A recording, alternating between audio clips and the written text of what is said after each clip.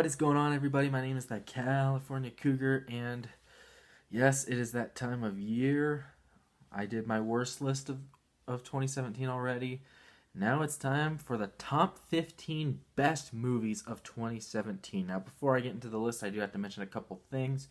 First off, like I mentioned in my worst list video, I have not seen every single movie of 2017, so there might be some movies that you might just be thinking, wait, where is that? Why isn't that on the list? A couple examples, Call Me By Your Name. I never saw that. I didn't get to see The Post either. The Post actually just came out in my theater last weekend, so yeah, unfortunately I have not had the chance to see that yet, so that is why movies like that are not on the list, because I haven't seen them. And who knows if I would even like them enough to put them on the list. Which leads me into the second thing is, this is my list, so if you feel like there's a movie that should be on the list, that's fine.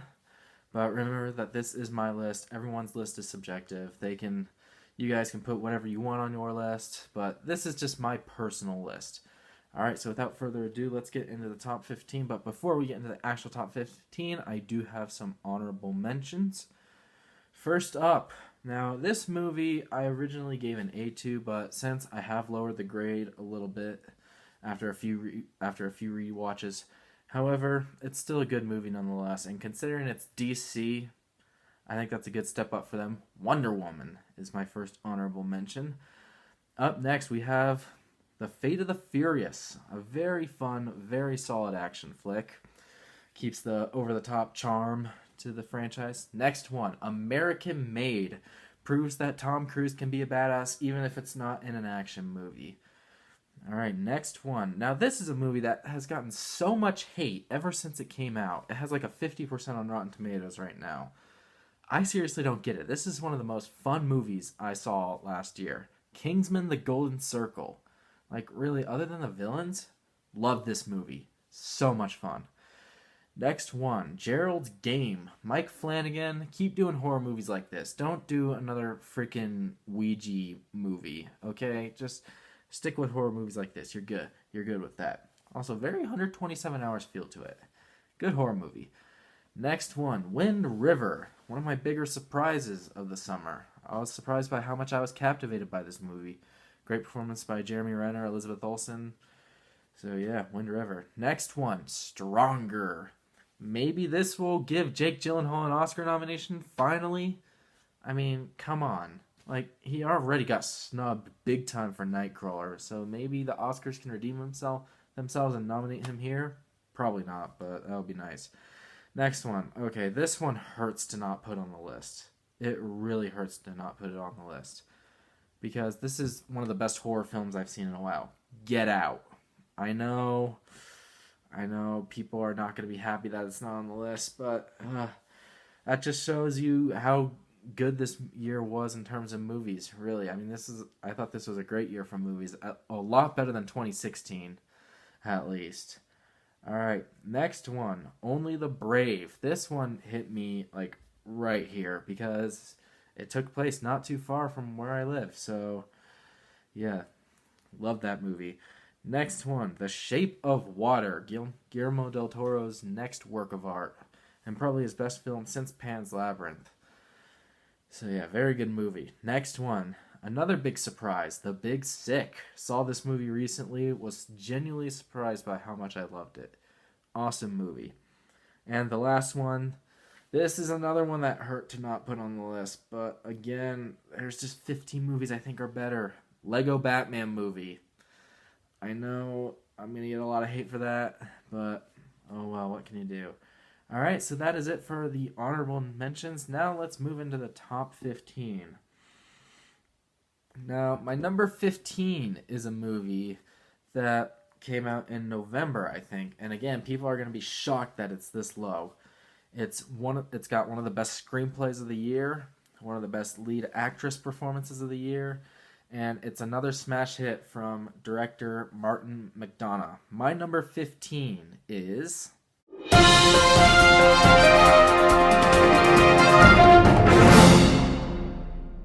Three Billboards Outside Ebbing, Missouri. I didn't know what to expect from this movie, but I knew the director's resume. I haven't seen In Bruges, but I did see Seven Psychopaths. Loved that movie. That probably would have made my top 15 of, I think, 2012 is when it came out. Correct me if I'm wrong, but I think it was 2012. But yeah, I don't think this one's quite as good as Seven Psychopaths, but it's still up there. Frances McDormand is excellent. Sam Rockwell's great. Woody Harrelson's awesome. This has one of the best screenplays I've seen this year. It's got great writing. It's funny as hell. It's got a great sense of drama to it as well, and the story was so captivating. It kept me engaged from start to finish. So, yeah, that is why 3 Billboards Outside Ebbing, Missouri is my number 15. All right, moving up to number 14. Now, this is a movie that came out pretty early on this year, and it is Disney's next live-action remake. You might be surprised that it's higher than 3 Billboards, but that's just my thoughts. My number 14 is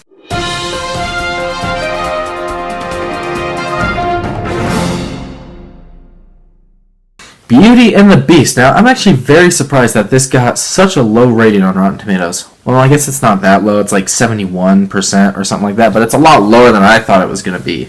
I thought it would be hitting high 80s, low 90s for sure. And I honestly think this is a better movie than Cinderella, than the live-action remake of Cinderella. As much as I love that movie, I do think this one is better. I think it's the second best Disney live-action remake behind The Jungle Book, which came out in 2016. So yeah, it's got great visuals, great music in it, and it captures the heart of the original 1991 animated film. And what I liked about it is it didn't mess around with it at all. It's like almost a beat-for-beat remake. It's got a few different elements to make it a different movie, I guess, but that's kind of what I liked about it. It doesn't stray. It knows exactly what the first or what the original movie stands for, and it knows not to mess with it too much, otherwise it's going to get way out of hand. And that's what I love about this movie. That is why Beauty and the Beast is my number 14. All right, number 13. Now, this movie didn't get a lot of attention, believe it or not. And it's really disheartening and really disappointing because this movie deserved so much more at the box office. And there's a performance in this movie that's getting like zero recognition at like any award show. And that's just like, really? You'll know what it is when I talk about it. My number 13.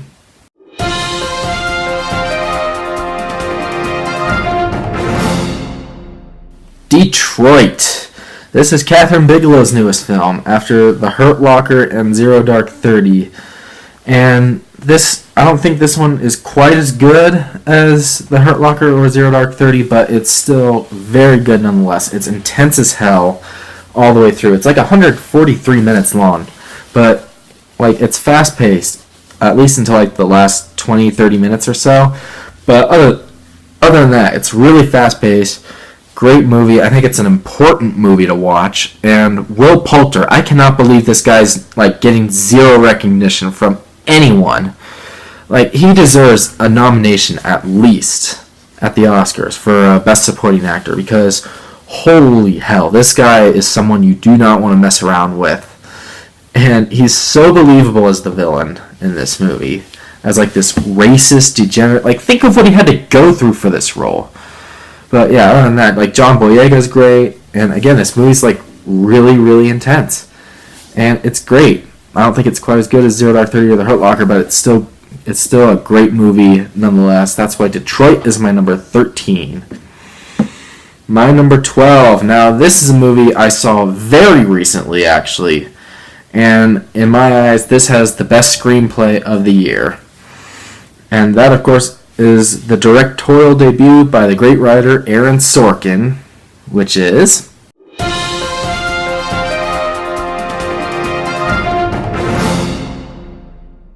Molly's Game. Now, this was a movie I saw very recently, like last weekend, I think.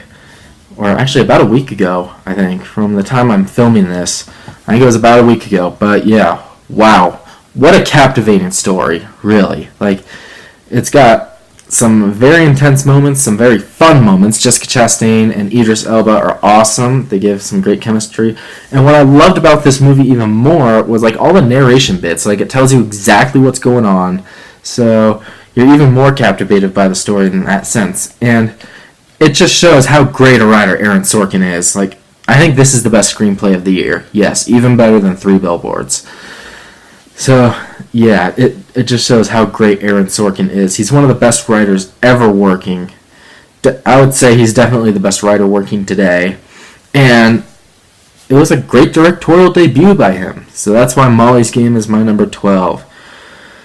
My number 11. Oh, it disappoints me to not put this in the top 10, but this just barely missed out. And this is a sequel, the first sequel on the list. And the original movie, which came out in 2014, it was also my number 11 of that year. So unfortunately, the sequel just missed out on the top 10 as well.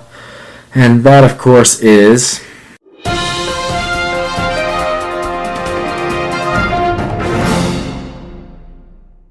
This is probably the most fun I had watching a movie this year, besides one movie, which I'll get to later on in the list. Or actually, two or three, I don't know. But yeah, whatever. It's one of the most fun movies I've seen this year, and it's got some killer action sequences. Keanu Reeves kills it as John Wick. And yeah, John Wick Chapter 2, I actually think it's better than the original. But yeah, again, it's not higher because I just think there's 10 movies that are just ever so slightly better than this one. But nonetheless, John Wick Chapter 2 is excellent.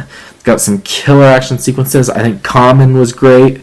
Ruby Rose was a little bit shaky, but really other than that, awesome movie. I cannot wait for John Wick Chapter 3. So that's why John Wick Chapter 2 is my number 11. Number 10.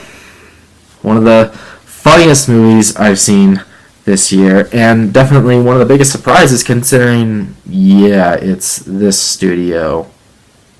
Let's just talk about it.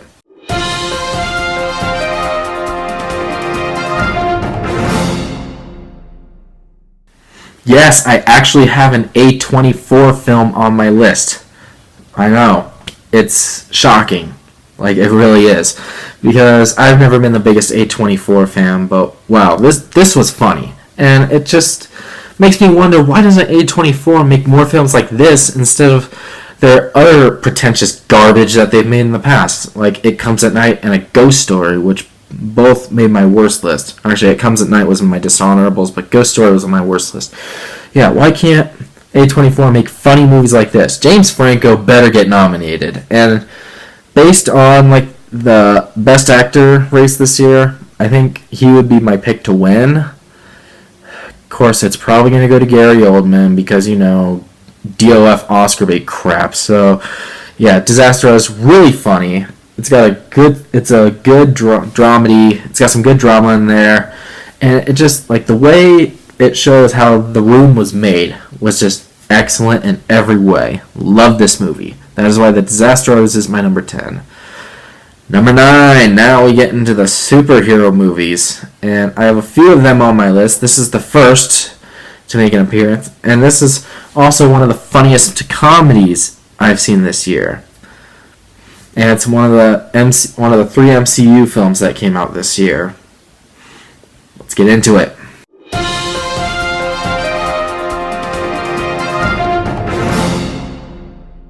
I need to get off this planet.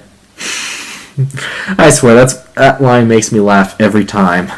Every time I hear that line in Thor Ragnarok. But yeah, wow. What a fun movie this was. Really. I mean, Thor Ragnarok, it's the best Thor movie for sure. I know that's not saying a lot. I actually thought the first Thor was underrated. The second one, but this one was just awesome from start to finish. It's got amazing action sequences. It's funny as all hell. Hela is one of the best villains in the MCU. Cate Blanchett is awesome. Who else is in this movie? Chris Hemsworth, of course. Tessa Thompson. Jeff Goldblum is great. Just an all-around blast from start to finish. And it's got a great story. It's definitely one of the higher-tier MCU films. One of my favorite movies of the year.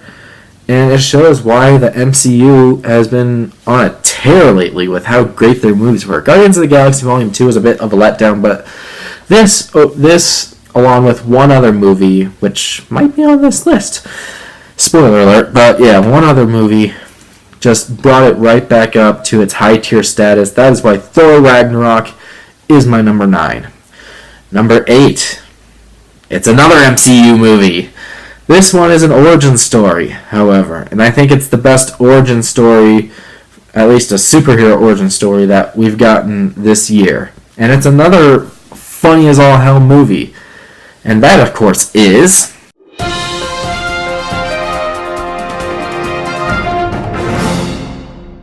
SpiderMan Homecoming. Man, was this movie so much fun to watch. It's got a great character story. Tom Holland embodies Spider-Man and Peter Parker.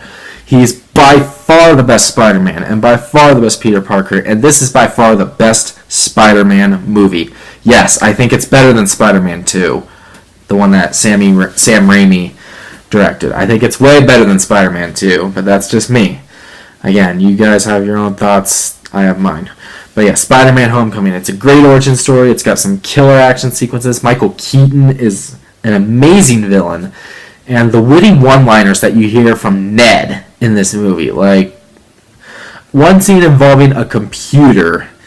Like, I think it was Ned, at least. Like, he's looking at a computer in this room, and another person walks in, and they're like, "What are you doing?" And then the way he responds just had me dying with laughter. And I thought Iron Man was great as a side character in this movie.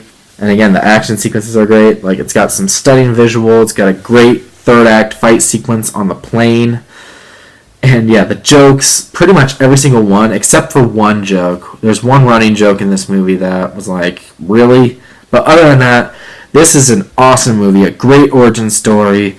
Spider-Man Homecoming is the best MCU film of the year. That is why Spider-Man Homecoming is my number 8. Now my number 7, this is another hit, or this is another really great director. And this is, I think, his 5th movie now. Correct me if I'm wrong, but I think this is his 5th movie. And it's definitely up there with his other films. Like, this guy has yet to make a bad movie. My number 7 is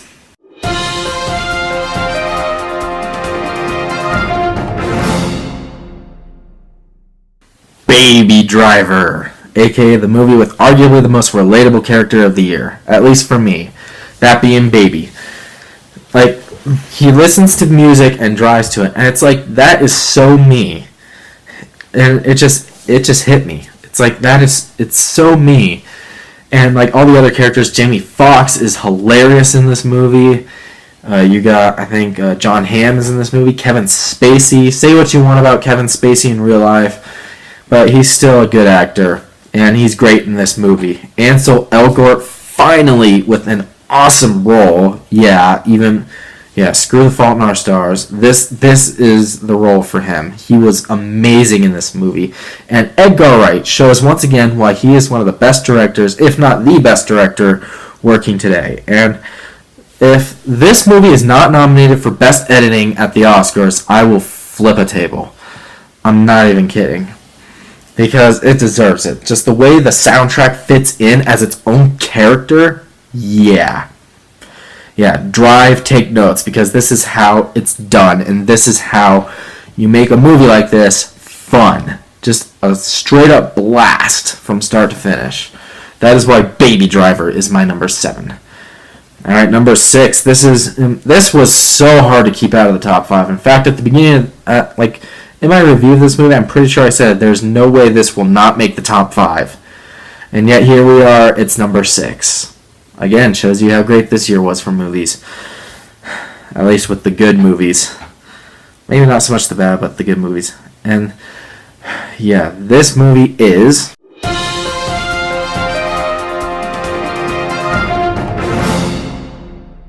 Logan, aka the perfect swan song for Hugh Jackman.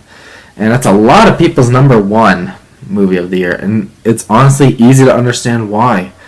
Because, this thing had some emotion to it, man. Like, a lot of emotion. Hugh Jackman this is probably his best performance, I would say. Patrick Stewart is great. I want him to get a supporting actor nomination. I want Hugh Jackman to get nominated for Best Actor. He won't, but I really want him to. Yeah, and this is just the perfect conclusion for Hugh Jackman. Like, it's like the best conclusion to a trilogy for a superhero film, and just the way this movie ends. Like, I actually sat in the theater in tears throughout almost all of the end credits because that's how emotional this was. It was absolute perfection. This is arguably a superhero masterpiece. That is why Logan is my number 6. Alright, number 5. This one's another very emotional movie. And this is what I consider to be the best animated film of the year. And that, of course, is...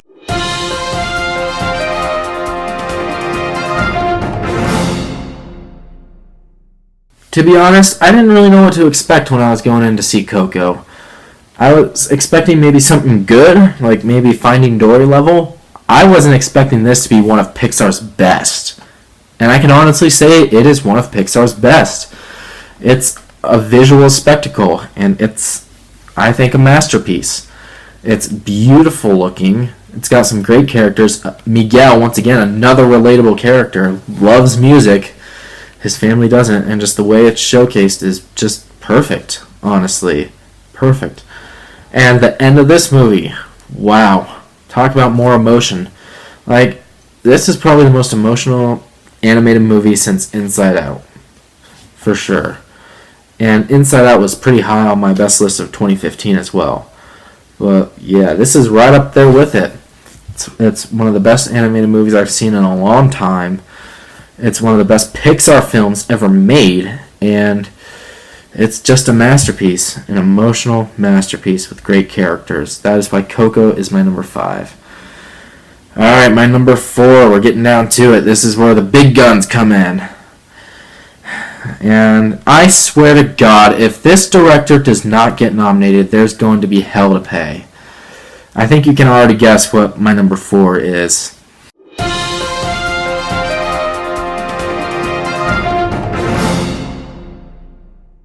Yes, Christopher Nolan has created another masterpiece. That, of course, being Dunkirk. And this is one of the best war movies I've seen since Saving Private Ryan, pretty much. Like, this is right up there with Hacksaw Ridge for me. And it's just awesome. Like, within 90 seconds of the movie starting, 90 seconds, you just hear these super loud gunshots, and from there, it's on. Like, it doesn't slow down until the very end, really. Actually, I guess there's a couple points where it does slow down slightly, but wow, it's captivating. It's a fast hour and 47 minutes, let me tell you. It's got some of the best sound I've heard all year. Christopher Nolan loves keeping things real. Like, he uses real boats, real planes, real everything pretty much. He sunk an IMAX camera to make this movie. That's dedication right there. And for the love of God, Oscars, get this right, or there's seriously going to be hell to pay. Like, you won't hear the end of it from people, especially mainstream movie-going audiences. Like, if Christopher Nolan is not nominated, like, they just will not hear the end of it. So yeah, that's why Dunkirk is my number 4. Alright, number 3. This is another visual spectacle. And again, like with Nolan, I want this guy to be nominated for Best Director as well. And this is probably the best just straight-up sci-fi movie that I've seen in a long time. And I actually know a couple people that don't like this movie, and I really don't know why. My number 3.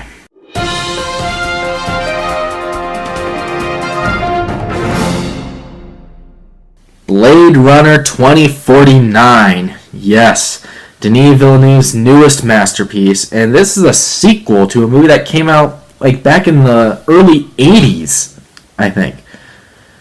Like, what other director can say they made like a freaking masterpiece of a movie that's a sequel that overtops the original, which is a cult classic that came out over 30 years ago? Not many people can say that. Denis Villeneuve can say that he directed a movie that did that. And that's just how good Blade Runner 2049 is. It's 163 minutes long, but it doesn't feel like that. It's got a bit of a slower pace, but I didn't want this movie to end because I was so captivated by it. Ryan Gosling's great. Harrison Ford is awesome. Jared Leto, wow. There's one scene with him that was just like, whew, I was terrified, I'll admit. And Dave Bautista's great. for the time that he's in the movie. It's got some of the best cinematography I've ever seen. Roger Deakins better freaking win. And the score. Whoo, talk about getting chills. Benjamin Wallfisch and Hans Zimmer. If those two are not nominated for Best Original Score, I'm going to lose my mind. So yeah, with all that being said, this is a beautiful sci-fi film. That is why Blade Runner 2049 is my number 3. Now my number 2 and my number 1. Now I'm going to admit I was flip-flopping these two movies for the longest time. I didn't know which movie to put at number 2 and number 1. Both movies are sequels. Both are sci-fi films as well. And like they were so engaging and so much fun to watch.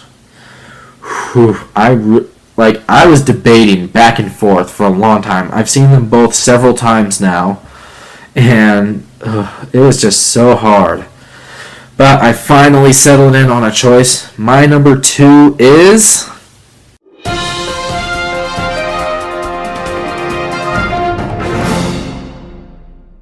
Yes, this movie came so close to being my number 1, but it just didn't quite get there. There's one movie that I think is a little bit better. But nonetheless, Star Wars The Last Jedi is my number 2. And Rian Johnson did exactly what I wanted him to do and more. And this is another movie that's been getting a lot of hate, at least from audiences. And that really shocks me. It's like... Okay, come on. Can you make up your mind, Star Wars fans? Like, they didn't like The Force... A lot of people didn't like The Force Awakens because it was too much... It was too similar to A New Hope. And now people are like, Last Jedi sucks because it's different. Contradictory much? But yeah, Star Wars The Last Jedi. Wow. What a movie. And this has some... Like, especially the third act. This has some of the best Star Wars sequences I've ever seen. And Mark Hamill, I want him to be nominated for Best Supporting Actor because this is his best movie, for sure. And his best performance. He's awesome in this movie. The characters are great as usual. Rey, Finn, Poe, Leia, rest in peace, Carrie Fisher. That still saddens me. God bless her. But yeah, Leia, Luke Skywalker, Finn, Rose... I think I already said Finn, but yeah. Yeah, Rose is a good character. Benicio del Toro's in this movie, and he was really funny. BB-8's back. He was cute as usual. Chewbacca. R2-D2 is in it for a little bit. Wow. What a movie. And this has some of the best action sequences I've ever seen in a Star Wars film. Like, I could talk about this movie for days, but I don't want this video to be too long, so I'm just going to say this. Star Wars The Last Jedi is another masterpiece in the Star Wars franchise. Go see it if you haven't already. In fact, if you haven't, what the hell are you doing with your life? But yeah, go see this movie. See it again. See it like 100,000 times. That's what I want to do. I saw this thing in 3D. Wow. That is why Star Wars The Last Jedi is my number 2. Alright, my number 1. For those of you that know me, you know how much I love this franchise. You know how much I was looking forward to this conclusion, and what in my eyes is the first ever Pitch Perfect trilogy. And no, I'm not talking about those garbage Pitch Perfect movies. I'm talking about the best trilogy, or the best movie trilogy ever made, in my eyes. My number 1, my favorite movie of 2017 is...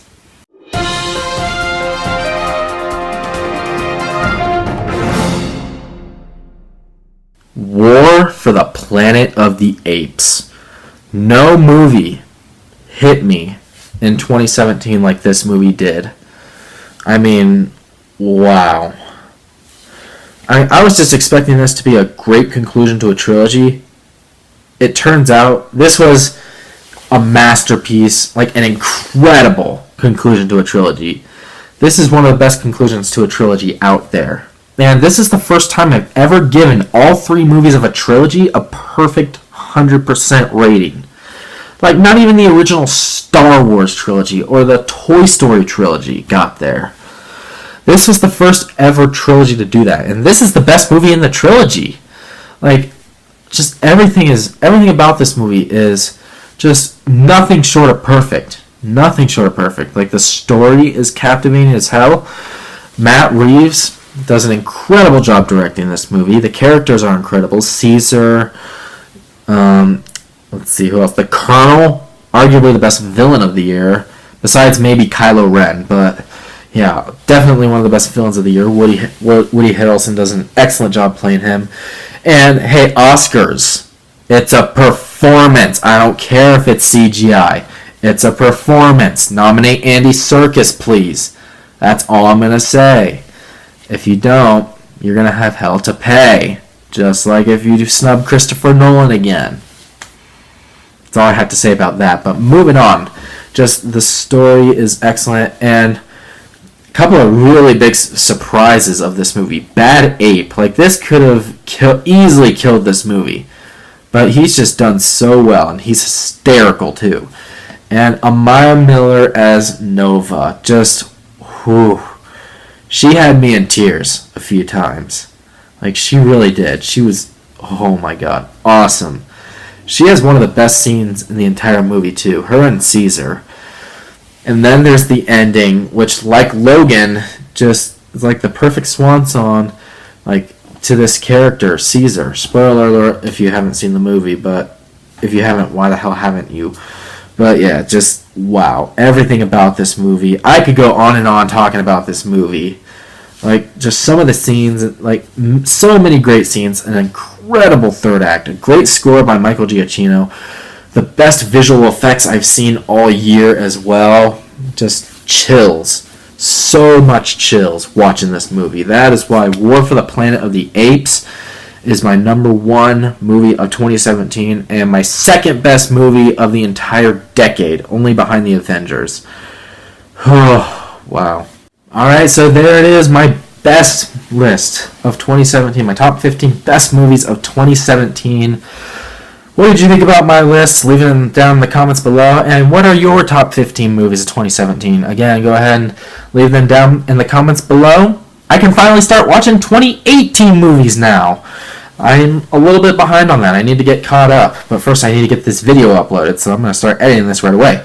Alright, but yeah, make sure to subscribe to my channel for more stuff to come in the future. I'll have my first 2018 reviews up hopefully pretty soon. And yeah, just wow, 2017, what a year for movies it was. Like, it had a lot of ups and downs. Like, the ups were great, the downs were just awful, but overall I thought it was a very big improvement over 2016. Just awesome. So yeah, once again, that's it for my list, and make sure to subscribe for more to come. And until next time, once again, my name is the California Cougar, and always remember to stay California cool. See you in my first 2018 review. Peace.